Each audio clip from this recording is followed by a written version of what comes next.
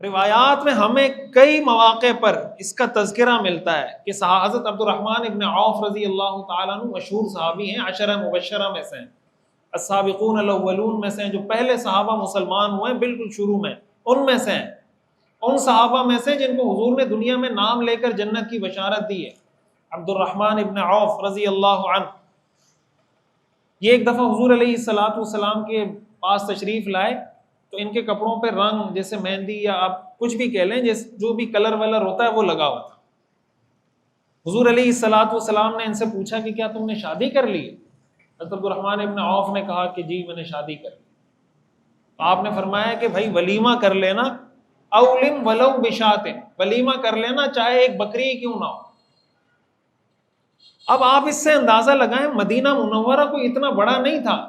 آج جو مسجد نبوی ہے نا، مسجد نبوی کی آج جو حدود ہیں، علماء کہتے ہیں پورا مدینہ یہی تھا، یہ پورا مدینہ تھا، سارے صحابہ کے جو گھر تھے یہی تھے، پورا مدینہ منورہ یہ تھا جہاں آج مسجد نبوی ہے۔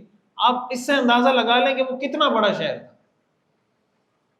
اس آبادی کے اندر رہتے ہوئے حضرت عبد الرحمن ابن عوف نے نکاح کیا، حضور کو پتہ ہی نہیں چلا، حضور نے کوئی شکوہ بھی نہیں کیا کہ یار تم نے تو مجھے دعوت ہی نہیں دی، مجھے بلایا ہی نہیں، شادی کر لی، مجھے پتہ ہی نہیں چلا، نکاح کس سے پڑھوایا، کس نے نکاح پڑھایا، کس نے نہیں پڑھایا، ہو گیا نکاح۔ حضور نے فرمایا کہ بس۔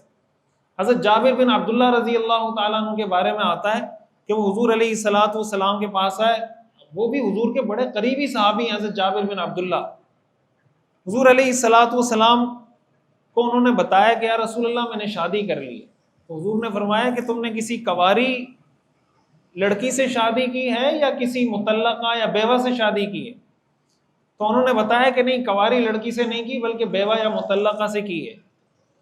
تو آپ علیہ الصلوۃ والسلام نے فرمایا کہ کسی کنواری لڑکی سے شادی کر لیتے تمہاری زندگی اور زیادہ اچھی گزرتی۔ حضرت جابر رضی اللہ تعالیٰ عنہ کہنے لگے یا رسول اللہ میری چھوٹی چھوٹی بہنیں ہیں، میں یہ چاہتا تھا کہ میں کسی ایسی عورت سے نکاح کروں جو میری بہنوں کا خیال رکھے شادی کرنے کے بعد۔ ظاہر ہے کہ اگر وہ کنواری لڑکی ہوگی اس کو چیزوں کا پتہ نہیں ہوگا، میری بہنوں کا خیال نہیں رکھ سکے گی۔ تو حضور علیہ الصلوۃ والسلام نے فرمایا کہ ٹھیک۔ اب دیکھیں حضرت جابر رضی اللہ تعالیٰ عنہ کا نکاح ہو رہا ہے، حضور کو پتہ ہی نہیں ہے، اور حضور کوئی شکوہ شکایت بھی نہیں کر رہے۔ یہ جو ہمارے معاشرے میں، یہ میں بتا رہا ہوں کہ ہم نے جو مشکلات پیدا کی ہیں یا ہمارے معاشرے میں جو بیماریاں ہیں، چاہے وہ جسمانی ہو روحانی ہو، آج کسی کو اپنے بیٹے کی یا بیٹی کی شادی کرنی ہو، اب وہ یہ سوچ رہا ہوتا ہے کہ اس کو دعوت نہیں دی تو ناراض ہو جائے گا، اس کو دعوت نہیں دی تو ناراض ہو جائے گا، اس کو دعوت نہیں دی تو ناراض ہو جائے گا۔ اس چکر میں اس کا بجٹ 1 لاکھ سے 2 پہ جاتا ہے، 2 سے 3 پہ جاتا ہے، 3 سے 4 پہ جاتا ہے، 5 سے 10 پہ جاتا ہے، اس کو قرض لینا پڑتا ہے۔ کیوں؟ اس لیے کہ اس کو بھی خوش کرنا ہے، اس کو بھی خوش کرنا ہے، اس کو بھی خوش کرنا ہے۔ اللہ تعالیٰ نے تو فرمایا لقد کان لکم فی رسول اللہ اسوۃ حسنہ، تمہارے لیے اسوہ حسنہ کون ہے؟ اللہ کے رسول صلی اللہ علیہ وسلم ہے۔ میں یہ بات عرض کر رہا ہوں کہ جب ہم یہ آیت پڑھا کریں یا سنا کریں کہ ہم نے اللہ کے رسول کو فالو کرنا ہے، تو ذہن میں بہت وسیع تصور لایا کریں۔